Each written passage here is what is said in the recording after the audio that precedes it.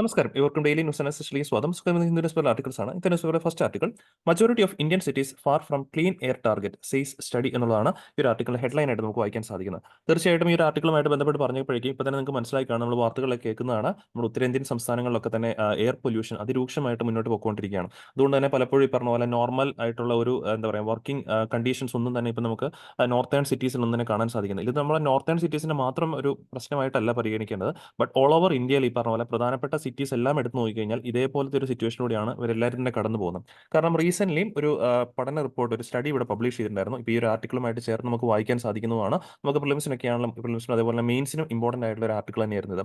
For the fourth consecutive year Delhi has maintained it's position as the world's most polluted city. Okay, ലോകത്തിലെ തന്നെ ഏറ്റവും most polluted ആയിട്ടുള്ള ഈ പറഞ്ഞ പോലെ സിറ്റീസിന്റെ ലിസ്റ്റിനകത്ത് ഡൽഹി ടോപ്പിൽ വന്നിരിക്കുന്നു പറഞ്ഞുകൊണ്ട് ഒരു വാർത്ത റീസെന്റ് കുറച്ച് നാളുകൾക്ക് മുമ്പ് വന്നതാണ്. ഈ ഒരു റിപ്പോർട്ട് പബ്ലിഷ് ചെയ്ത് എയർ ക്വാളിറ്റി റിപ്പോർട്ട് പ്രകാരമാണ്, conducted by the state of global air initiative. അപ്പോൾ ഇത് വേണമെങ്കിൽ പ്രിലിംസിന് ഒരു പോയിന്റ് ആയിട്ട് വന്നേക്കാം. Global air quality report is conducted by എന്ന് ചോദിച്ചു കഴിഞ്ഞാൽ സ്റ്റേറ്റ് ഓഫ് ഗ്ലോബൽ എയർ ഇനീഷ്യേറ്റീവിന്റെ ഭാഗമാണ്. സോ ആ ഒരു ഇനീഷ്യേറ്റീവിന്റെ ഭാഗമായിട്ട് ലോകത്തെമ്പാടും ഉള്ള പ്രധാനപ്പെട്ട നഗരങ്ങളിലൊക്കെ നടത്തിയ പഠനത്തിന്റെ പശ്ചാത്തലത്തിലാണ് ഏറ്റവും കൂടുതൽ പൊല്യൂട്ടഡ് ആയിട്ട് സിറ്റിയാണ് ഡൽഹി എന്നുള്ള രീതിയിൽ അറിഞ്ഞിരിക്കുക. സോ അതുകൊണ്ട് തന്നെയാണ് ഡൽഹി മാത്രമല്ല, ഞാൻ തുടക്കത്തിൽ പറഞ്ഞ പോലെ ഇന്ത്യയുടെ മേജർ സിറ്റീസിന്റെ ഒക്കെ തന്നെ അവസ്ഥ ഇതേപോലത്തെ രീതി തന്നെയാണ് മുന്നോട്ട് പോകുന്നത്. സോ ആ ഒരു രീതിയിൽ നിന്നും മാറാനായിട്ട്, ആ ഒരു പൊല്യൂഷൻ ലെവലിൽ നിന്ന് മാറാനായിട്ട് 2019 ഗവൺമെന്റ് അവതരിപ്പിച്ച ഒരു പ്രോഗ്രാം ആയിരുന്നു നാഷണൽ ക്ലീൻ എയർ പ്രോഗ്രാം എന്ന് പറയുന്നത്. കാരണം നമ്മുടെ പ്രധാനപ്പെട്ട സിറ്റീസിലൊക്കെ തന്നെ പൊല്യൂഷൻ ലെവൽ കൺട്രോൾ ചെയ്യാൻ വേണ്ടിയിട്ട്. കാരണം ഈ ഒരു പൊല്യൂഷൻ ലെവലൊക്കെ നമ്മൾ മെഷർ ചെയ്യുന്നത് national ambient air quality standards ഉപയോഗിച്ചിട്ടാണ്. ഈ സ്റ്റാൻഡേർഡ്സ് പ്രകാരം നമ്മൾ നോക്കുവാണെങ്കിൽ നമ്മൾ മെഷർ ചെയ്യുന്നത് ഏതൊക്കെ കമ്പോണൻസിന്റെ അളവ് ഞാൻ ചോദിച്ചു കഴിഞ്ഞാൽ പർട്ടിക്കുലേറ്റ് മാറ്റർ 10, അതേപോലെ തന്നെ particulate matter 2.5, SO2, NO2, CO, NH3, ozone, lead, benzene, benzopyrene, arsenic and nickel. ഇതെന്തുകൊണ്ടാണ് ഈ ഒരു ഈ പറഞ്ഞ പോലെ ഇത്രയും ലിസ്റ്റ് നമ്മൾ അറിഞ്ഞിരിക്കേണ്ടതെന്ന് ചോദിച്ചു കഴിഞ്ഞാൽ, സാധാരണ ചിലപ്പോൾ പ്രിലിംസിന് ചോദിക്കാറുണ്ട്. താഴെ തന്നിരിക്കുന്ന ഓപ്ഷൻസിനകത്ത് നാഷണൽ എയർ ക്വാളിറ്റി സ്റ്റാൻഡേർഡ്സിനകത്ത് ഇല്ലാത്ത കമ്പോണൻസ് ഏതൊക്കെയാണെന്ന രീതിയിൽ ചോദിക്കാറുണ്ട്. അപ്പം നിങ്ങൾ ജസ്റ്റ് ഇതൊന്ന് മനസ്സിലാക്കി വെച്ചേക്കാം. Particulate matter 10, 2.5, SO2, NO2, CO, NH3, ozone, lead, benzene, benzopyrene, arsenic and nickel. ഇത്രയും കമ്പോണൻസ് ആണ് നമ്മൾ നാഷണൽ എയർ ക്വാളിറ്റി സ്റ്റാൻഡേർഡ്സിനകത്ത് ബേസിക്കലി ഉപയോഗിക്കുന്നത്. ഇതിന്റെയാണ് മെഷർമെന്റ് പ്രധാനമായിട്ട് നടത്തുന്നത്. ഇതിൽ തന്നെ ഏറ്റവും കൂടുതൽ അപകടമായിട്ടുള്ള രണ്ടെണ്ണമാണ് ഈ പർട്ടിക്കുലേറ്റ് മാറ്റർ 10ഉം അതേപോലെ തന്നെ പർട്ടിക്കുലേറ്റ് മാറ്റർ 2.5ഉം. ഇതിന്റെ അളവ് നമ്മുടെ പ്രധാനപ്പെട്ട സിറ്റീസിലൊക്കെ തന്നെ കുറച്ചുകൊണ്ട് വരാനായിട്ട്, അതും 2017 അടിസ്ഥാനമാക്കി ഈ പറഞ്ഞ പോലെ എത്രയായിരുന്നു ഇവയുടെ ലെവൽ 2017, അവിടെ നിന്നും അറ്റ്ലീസ്റ്റ് 20% എങ്കിലും വരാൻ പോകുന്ന 5 വർഷത്തേക്ക് കുറയ്ക്കണം എന്ന രീതിയിൽ 2019 നമ്മൾ കൊണ്ടുവന്ന പ്രോഗ്രാം ആയിരുന്നു നാഷണൽ ക്ലീൻ എയർ പ്രോഗ്രാം. അപ്പോൾ ഈ നാഷണൽ ക്ലീൻ എയർ പ്രോഗ്രാം 2019 വന്നതാണ്. ഇതിനകത്ത് പർട്ടിക്കുലേറ്റ് മാറ്റർ 2.5ഉം PM10ന്റെയും ലെവല് 2017 അടിസ്ഥാനമാക്കി അറ്റ്ലീസ്റ്റ് 20% എങ്കിലും കുറയ്ക്കണം ബൈ ദ നെക്സ്റ്റ് 5 ഇയേഴ്സ്. അതായത് 2024 ഇതിന്റെ ഡെഡ് ലൈൻ ആയിട്ട് ബേസിക്കലി വെച്ചിരുന്നത്. അത് കുറയ്ക്കണം എന്നുള്ളതായിരുന്നു നാഷണൽ ക്ലീൻ എയർ പ്രോഗ്രാമിന്റെ പ്രധാനപ്പെട്ട ഒബ്ജക്റ്റീവ്. പക്ഷേ ഇപ്പം നമ്മൾ അതിന്റെ ഡെഡ് ലൈൻ 2 വർഷത്തെയും കൂടെ നീട്ടിയിരിക്കുന്നു, 2026 വരെ നീട്ടിയിരിക്കുന്നു എന്ന് പറഞ്ഞുകൊണ്ടും ഇപ്പോൾ വാർത്ത വന്നിരിക്കുന്നത്. അപ്പോൾ എന്തായാലും ഇത് നമുക്ക് പരീക്ഷയ്ക്ക് വളരെയധികം ആവശ്യമായിട്ട് വരും. കാരണം നാഷണൽ ക്ലീൻ എയർ പ്രോഗ്രാം അവതരിപ്പിച്ചിരിക്കുന്നത്, ലോഞ്ച് ചെയ്ത ministry of environment forest and climate change എന്നുള്ള കാര്യം ഓർക്കണം. 2019 കൊണ്ടുവന്ന് 5 വർഷം വരുന്ന ടാർഗറ്റ് 2024 വരെ, ഇപ്പോൾ 2026 പുഷ് ചെയ്യാൻ പോവുകയാണ്. സോ ഇതിനാണ് നമ്മൾ ഉദ്ദേശിക്കുന്ന പ്രധാനപ്പെട്ട ഇന്ത്യൻ സിറ്റീസിലൊക്കെ തന്നെ PM10ന്റെയും PM2.5ന്റെയും ലെവല് 2017 അടിസ്ഥാനമാക്കി അറ്റ്ലീസ്റ്റ് 20% എങ്കിലും റിഡക്ഷൻസ് കൊണ്ടുവരണം എന്നുള്ളതാണ് ഇതിന്റെ ഉദ്ദേശമായിട്ട് കണക്കാക്കുന്നത്. ഇതിനകത്ത് നമ്മൾ ബേസിക്കലി നോക്കുന്നത് national ambient air quality standards ഉപയോഗിച്ചിട്ടാണ്. അതിനകത്ത് ഏതൊക്കെയാണ് നമ്മൾ ഓൾറെഡി പറഞ്ഞു. PM10, PM2.5, SO2, NO2, CO, NH3, ozone, lead, benzene, benzopyrene, arsenic and nickel. ഇത്രയും കാര്യങ്ങളാണ് നാഷണൽ എയർ ക്വാളിറ്റി സ്റ്റാൻഡേർഡ്സിനകത്ത്, നാഷണൽ ആംബിയന്റ് എയർ ക്വാളിറ്റി സ്റ്റാൻഡേർഡ്സിനകത്ത് ബേസിക്കലി ഉള്ളത്. ഈ national ambient air quality standards ഒക്കെ തന്നെ നോട്ടിഫൈ ചെയ്യുന്ന CPCB എന്നുള്ള കാര്യം ഓർത്തിരിക്കുക. സെൻട്രൽ പൊല്യൂഷൻ കൺട്രോൾ ബോർഡ് ആണെന്നുള്ളൊരു പോയിന്റും ഓർത്തിരിക്കണം. നിരവധി തവണ സെൻട്രൽ പൊല്യൂഷൻ കൺട്രോൾ ബോർഡിനെ കുറിച്ചിട്ട് UPSCക്ക് അത് പ്രിലിംസിനകത്ത് ചോദിച്ചിട്ടുണ്ടായിരുന്നു. അതുകൊണ്ടാണ് നമുക്ക് അതും കൂടെ ഒന്ന് അറിഞ്ഞിരിക്കണം. എന്താണ് ഈ CPCB എന്നുള്ള പോയിന്റും കൂടെ അറിഞ്ഞിരിക്കണം. Central pollution control board is A statutory organisation. എന്താണ് സ്റ്റാറ്റ്യൂട്ടറി ഓർഗനൈസേഷൻ ചോദിച്ചു കഴിഞ്ഞാൽ, ഇവിടെ പാർലമെന്റ് പാസ്സാക്കി എന്തെങ്കിലും ഒരു ആക്ടിന്റെ പശ്ചാത്തലത്തിൽ നിലവിൽ വരുന്ന ബോഡീസിനെയാണ് നമ്മൾ, അല്ലെങ്കിൽ അതോറിറ്റി ഉള്ള ബോഡീസിനെയാണ് സ്റ്റാറ്റ്യൂട്ടറി ഓർഗനൈസേഷൻ എന്ന് പ്രധാനമായിട്ടും പറയുന്നത്. ഇത് കോൺസ്റ്റിറ്റ്യൂട്ട് ചെയ്ത് 1974 സെപ്റ്റംബറിലാണ് കോൺസ്റ്റിറ്റ്യൂട്ട് ചെയ്ത് under the water act of 1974. അതൊരു ചോദ്യമായിട്ട് വന്നതാണ്. കാരണം നമുക്ക് പ്രധാനപ്പെട്ട പൊല്യൂഷനുമായിട്ട് ബന്ധപ്പെട്ട 2 പ്രധാനപ്പെട്ട ആക്ടുകളുണ്ട്. വാട്ടർ ആക്ടും ഉണ്ട്, എയർ ആക്ടും ഉണ്ട്. അപ്പോൾ CPCB നിലവിൽ വന്ന, അല്ലെങ്കിൽ CPCBക്ക് സ്റ്റാറ്റ്യൂട്ടറി സ്റ്റാറ്റസ് കൊടുക്കുന്നത് വാട്ടർ ആക്ട് ഓഫ് 1974, അഥവാ water prevention and control of pollution act 1974 പ്രകാരം വന്ന കാര്യം ഓർക്കാം. ഷോർട്ടിൽ പറയുവാണെങ്കിൽ വാട്ടർ ആക്ട് 1974 എന്ന് പറഞ്ഞാൽ മതി. അത് പ്രകാരമാണ് CPCBക്ക് സ്റ്റാറ്റ്യൂട്ടറി അതോറിറ്റി കിട്ടിയിരിക്കുന്നത്. എന്നാൽ CPCBയിലും ഈ പറഞ്ഞ പോലെ അതെ, അവർക്ക് പവേഴ്സും ഫംഗ്ഷൻസും ഏത് ആക്ട് പ്രകാരം ഉണ്ട്? എയർ ആക്ട് ഓഫ് 1981 പ്രകാരം അവർക്ക് പവേഴ്സ് ആൻഡ് ഫംഗ്ഷൻസ് ഉണ്ടെന്നുള്ളൊരു പോയിന്റ് കൂടി ഓർത്ത് വെച്ചേക്കാം. ആൻഡ് CPCB ഏത് മിനിസ്ട്രിയുടെ അണ്ടറിലാണ് വരുന്നതെന്ന് ചോദിച്ചു കഴിഞ്ഞാൽ comes under ministry of environment, forest and climate ചേഞ്ചിന്റെ അണ്ടറിൽ തന്നെയാണ് CPCയും വരുന്നത്. മെയിനായിട്ട് ഓർത്തിരിക്കേണ്ടത് CPCBക്ക് സ്റ്റാറ്റ്യൂട്ടറി അതോറിറ്റി കൊടുത്തിരിക്കുന്ന വാട്ടർ ആക്ട് പ്രകാരം വന്നു. എന്നാൽ ഫംഗ്ഷൻസും കാര്യങ്ങളൊക്കെ എവിടെ നിന്ന് ഡിറൈവ് ചെയ്യുന്നുണ്ട്? എയർ ആക്ടിൽ നിന്നും ഡിറൈവ് ചെയ്യുന്നൊരു പോയിന്റും ഓർത്തിരിക്കാം. ഇവർ ചെയ്യുന്ന പ്രധാനപ്പെട്ട ഫംഗ്ഷൻസ് ഏതൊക്കെയാണെന്ന് ചോദിച്ചു കഴിഞ്ഞാൽ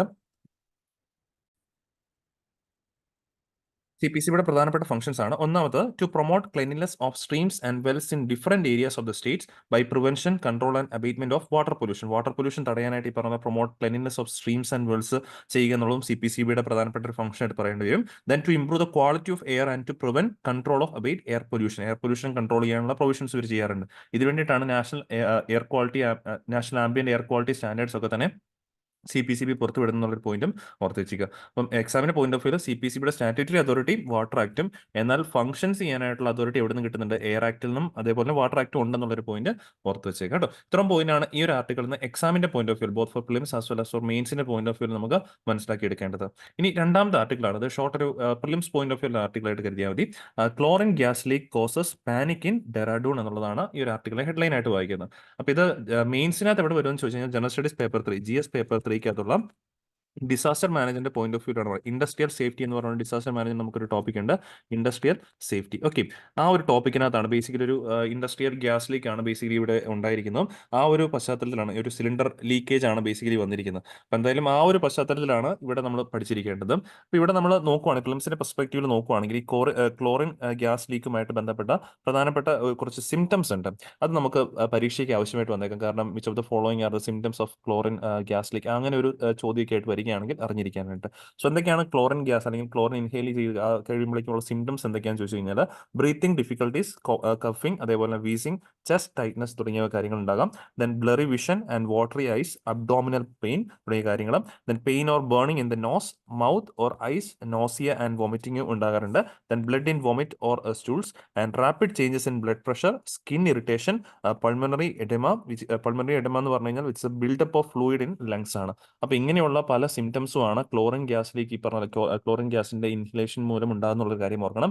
പ്രധാനമായിട്ടും ബ്രീത്തിങ് ഡിഫിക്കൽട്ടീസും കാര്യങ്ങളൊക്കെ ഉണ്ടാവും. Blurry vision, okay, blurry vision, പിന്നെ ഈ പറഞ്ഞ watery eyes and abdominal pain തുടങ്ങിയ കാര്യങ്ങളും ഇതിന്റെ സിംറ്റംസ് ആയിട്ട് പറയേണ്ടി വരും. പിന്നെ പൾമണറി എഡിമ എന്താണെന്ന് ചോദിച്ചു കഴിഞ്ഞാൽ it's a buildup of fluid in lungs എന്നുള്ളൊരു പോയിന്റ് കൂടി ഓർത്ത് വെച്ചേക്കുക. ഇത്രയാണ് ആ ഒരു ആർട്ടിക്കിൾ. ചെറിയതായിട്ടുള്ള അതിന്റെ സിംറ്റംസ് ഒന്ന് മനസ്സിലാക്കാനായിട്ട് വേണ്ടി ജസ്റ്റ് ആ ഒരു ഷോർട്ട് ആർട്ടിക്കിൾ ഒന്ന് എടുത്തേ ഉള്ളൂ. ഇനി അടുത്ത ആർട്ടിക്കിളാണ് നമ്മൾ നോക്കാൻ പോകുന്നത്. പ്രധാനപ്പെട്ട ഒരു ആർട്ടിക്കിൾ തന്നെയാണ്. Look at project tiger 50 years on. കാരണം പ്രൊജക്ട് ടൈഗർ എന്ന് പറഞ്ഞു കഴിഞ്ഞാൽ നമ്മുടെ രാജ്യത്ത് ഈ പറഞ്ഞ പോലെ ടൈഗർ കൺസർവേഷനുമായിട്ട് ബന്ധപ്പെട്ട് 1973 കൊണ്ടുവന്ന ഒരു പ്രൊജക്ട് ആണ്. അപ്പോൾ ഇയർ പറഞ്ഞപ്പോൾ നിങ്ങൾക്ക് മനസ്സിലാക്കുകയാണ്, ഇപ്പം ഈ വർഷം പറയുകയാണെങ്കിൽ ഇതിൽ 50 years പൂർത്തീകരിച്ചിട്ടുണ്ട്. കാരണം 2023 കഴിഞ്ഞ് കഴിഞ്ഞപ്പോഴേക്കും 50 വർഷം ഇതിന്റെ പൂർത്തീകരിച്ചു. ആ ഒരു പശ്ചാത്തലത്തിൽ നമുക്ക് കൃത്യമായിട്ടും എക്സാമിന് എക്സ്പെക്ട് ചെയ്യേണ്ട ഒരു ടോപ്പിക് തന്നെയാണ്. കാരണം മിക്ക വർഷങ്ങളിലും ടൈഗറും ഒക്കെ ആയിട്ട് ബന്ധപ്പെട്ട ചോദ്യങ്ങൾ നമുക്ക് പരീക്ഷയ്ക്ക് വരാറുണ്ട്. സോ എന്തായാലും 1973 ഈ ഒരു tiger conservation programme project tiger നമ്മളിവിടെ നടപ്പാക്കിയപ്പോൾ നമ്മുടെ രാജ്യത്ത് ആകെപ്പാടെ 9 ടൈഗർ റിസർവ്സ് മാത്രമായിരുന്നു ഉണ്ടായിരുന്നത്. ഓൾമോസ്റ്റ് സ്പാൻ ചെയ്യുന്ന 9000 സ്ക്വയർ കിലോമീറ്ററിൽ മാത്രമായിരുന്നു ഉണ്ടായിരുന്നത്. ടുഡേ ഇപ്പം ഇന്ന് നിലവിൽ പറയുവാണെങ്കിൽ 18 സംസ്ഥാനങ്ങളിലായിട്ട് ഈ പറഞ്ഞ 54ഓളം ടൈഗർ റിസർവ്സ് ആണ് ബേസിക്കലി നമുക്കുള്ളത്. അപ്പോൾ ആ നമ്പർ ഇൻക്രീസ് നിങ്ങൾക്ക് നോക്കിയാൽ മനസ്സിലാക്കാൻ പറ്റും. ബൈ 50 years ഓൾമോസ്റ്റ് ഈ പറഞ്ഞ പോലെ ഒരു 46 ടൈഗർ റിസർവ്സിന്റെ നമ്പേഴ്സ് ആണ്, ഒരു 45 ടൈഗർ റിസർവ്സിന്റെ നമ്പേഴ്സ് ആണ് ഇവിടെ ഇൻക്രീസ് വന്നിട്ടുണ്ടായിരുന്നത്. സോ എന്തായാലും ഇപ്പം നിലവിൽ 54 ടൈഗർ റിസർവ്സ് ഉണ്ട്, ഓക്കുപ്പൈങ് 78,000 square kilometre in India. Okay, അപ്പോൾ എന്തായാലും ഇതിനെ പറ്റിയിട്ട് ഈ ഒരു പ്രൊജക്ട് ടൈഗർ ഒക്കെ ആയിട്ട് ബന്ധപ്പെട്ട് നമുക്ക് എക്സാമിന്റെ പോയിന്റ് ഓഫ് വ്യൂ എന്തൊക്കെയാണ് പഠിക്കാൻ നോക്കാം.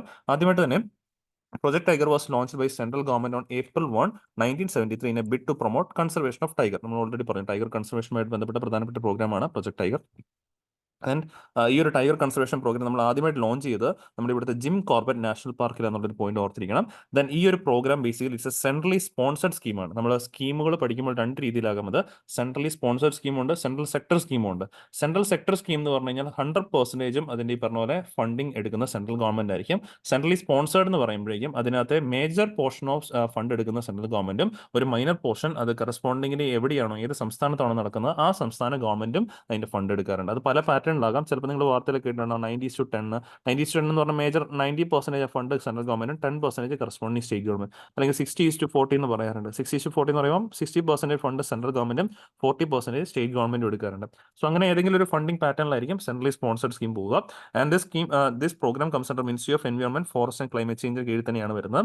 Providing central assistance to tiger states for tiger conservation in the designated tiger reserves and focus on conservation of big cats and ensures the preservation of their natural habitat as tigers at the top of the food chain. അപ്പോൾ ടൈഗേഴ്സിന്റെ presence നമുക്ക് ആവശ്യമാണ്. കാരണം food chain പ്രോപ്പറായിട്ട് run ചെയ്ത് പോകണമെങ്കിൽ അതിനകത്ത് എല്ലാ തരം ജീവികളുടെയും പ്രസൻസ് നമുക്ക് ആവശ്യമാണ്. സോ അത് എൻഷുർ ചെയ്യാൻ വേണ്ടിയിട്ടും കൂടിയാണ് ടൈഗേഴ്സിനെ നമ്മൾ കൺസർവ് ചെയ്യാനായിട്ട് പ്രധാനമായിട്ടും നോക്കുന്നത്. ദെൻ ടൈഗർ കൺസർവേഷനുമായിട്ട് ബന്ധപ്പെട്ട എക്സാമിന് ഒരു കാര്യം കൂടെ ഓർക്കണം. ഇതിന്റെ കൺസർവേഷൻ സ്റ്റാറ്റസ് IUCN പ്രകാരം, international union of conservation of nature പ്രകാരം എൻഡേഞ്ചേർഡ് ലിസ്റ്റിലുള്ള ഒരു സ്പീഷീസ് ആണ്. And it comes under the wildlife protection act of 1972 schedule 1 വരുന്ന ഒരു ആനിമലും കൂടിയാണ്. ആൻഡ് സൈറ്റ്സിന്റെ ഇത് പ്രകാരം അപ്പൻഡിക്സ് 1 കൺസർവേഷൻ വരുന്നത്. ഓക്കെ, അപ്പോൾ കൺസർവേഷൻ സ്റ്റാറ്റസ് IUCN പ്രകാരം endangered, wild life protection act 1972 പ്രകാരം ഷെഡ്യൂൾ 1 ആൻഡ് സൈറ്റ്സ് പ്രകാരം അപ്പൻഡിക്സ് 1 എന്നുള്ളൊരു പോയിന്റ് കൃത്യമായിട്ട് ഓർത്തിരിക്കണം. ഓക്കെ, ഇനി അടുത്തതായിട്ട് നിയർലി ഈ പോയിന്റ് കൂടെ ഓർക്കാം. Nearly 75% of the world's tiger population can now be found in India. ഇന്ത്യയിലാണ് ലോകത്തിലെ തന്നെ 75% ടൈഗർ പോപ്പുലേഷൻ എവിടെയാണുള്ളത്? ഇന്ത്യയിലാണെന്നുള്ളൊരു പോയിന്റ് ഓർത്തിരിക്കുക. കാരണം ഇങ്ങനെയൊക്കെ സ്റ്റേറ്റ്മെന്റ് നമുക്ക് പ്രിലിംസിനൊക്കെ തന്നെ പ്രതീക്ഷിക്കാവുന്നതാണ്. അപ്പോൾ അത് കറക്റ്റ് സ്റ്റേറ്റ്മെന്റ് ആണ്. 75% of the world's tiger population can be seen in India and spanning over 75,000 square kilometre. നമ്മൾ ഓൾറെഡി പറഞ്ഞു, ഇപ്പോൾ നിലവിൽ 54 ടൈഗർ റിസർവ്സ് ഉണ്ട്. അതെല്ലാം കൂടെ ചേർന്ന് 75,000 സ്ക്വയർ കിലോമീറ്ററോളം ഇന്ത്യയിലുണ്ട്. ഓക്കെ, ദെൻ ഒരു കാര്യം കൂടെ ഓർക്കണം. നാഷണൽ ടൈഗർ കൺസർവേഷൻ അതോറിറ്റി, ഇവരാണ് ഈ ഒരു പ്രോജക്ട് ടൈഗർ ഒക്കെ ആയിട്ട് മുന്നോട്ട് പോകുന്നത്, അതിന്റെ കൺസർവേഷൻ ഒക്കെ ആയിട്ട് മുന്നോട്ട് പോകുന്നത്. So national tiger conservation authority is also a statutory ബോഡിയാണ്. ഓൾറെഡി നമ്മൾ പറഞ്ഞു സ്റ്റാറ്റ്യൂട്ടറി ബോഡി എന്ന് പറഞ്ഞു കഴിഞ്ഞാൽ ഒരു ആക്ടിന്റെ പിൻബലത്താൽ വരുന്നതായിരിക്കും. സോ ഇവർക്ക് ഈ നാഷണൽ ടൈഗർ കൺസർവേഷൻ അതോറിറ്റിക്കും അതോറിറ്റി കൊടുത്തിരിക്കുന്നത് wild life protection act of 1972 പ്രകാരമാണ്. ഇതിന്റെ സെക്ഷൻ 38L സബ് ക്ലോസ് 1 NTCയെ കുറിച്ചിട്ട് പരാമർശിക്കുന്നത്.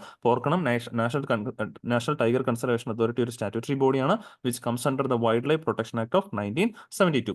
ഏത് മിനിസ്ട്രിയുടെ അണ്ടറിലാണെന്ന് ചോദിച്ചു കഴിഞ്ഞാൽ under the ministry of environment, forest and climate change ആണ്. 2005 ഈ ഒരു അതോറിറ്റി ബേസിക്കലി ഇവിടെ കോൺസ്റ്റിറ്റ്യൂട്ട് ചെയ്തത്. ഇതിനകത്ത് കോമ്പോസിഷൻ പറയുവാണെങ്കിൽ ഈ അതോറിറ്റിയുടെ ചെയർപേഴ്സൺ ആയിട്ട് വരുന്നത് union minister of environment, forest and climate change ആണ്. ഹെഡ്ക്വാർട്ടേഴ്സ് ഇസ് ന്യൂഡൽഹി ആൻഡ് NTCയുടെ പ്രധാനപ്പെട്ട ഫംഗ്ഷൻസ് എന്താണെന്ന് ചോദിച്ചു കഴിഞ്ഞാൽ to check poaching and preserve the tiger population ആണ്. ഇത്രയും കാര്യങ്ങളാണ് NTCയെ കുറിച്ചിട്ട് നമുക്ക് പ്രത്യേക എക്സാമിന്റെ പോയിന്റ് ഓഫ് വ്യൂ പഠിക്കാനുള്ളത്. ഇത്രയും ആർട്ടിക്കിൾസ് ആയിരുന്നു നമുക്ക് ഇന്നത്തെ ന്യൂസ് പേപ്പറിൽ എക്സാമിന്റെ പോയിന്റ് ഓഫ് വ്യൂ നോക്കാനായിട്ടുണ്ടായിരുന്നു. പിന്നെ ഡിസ്കസ് ചെയ്ത എല്ലാ ആർട്ടിക്കിൾസും എല്ലാവർക്കും ക്ലിയർ ആണെന്ന് വിശ്വസിക്കുന്നു. വീണ്ടും നമുക്ക് അടുത്ത ദിവസം കാണാം. താങ്ക്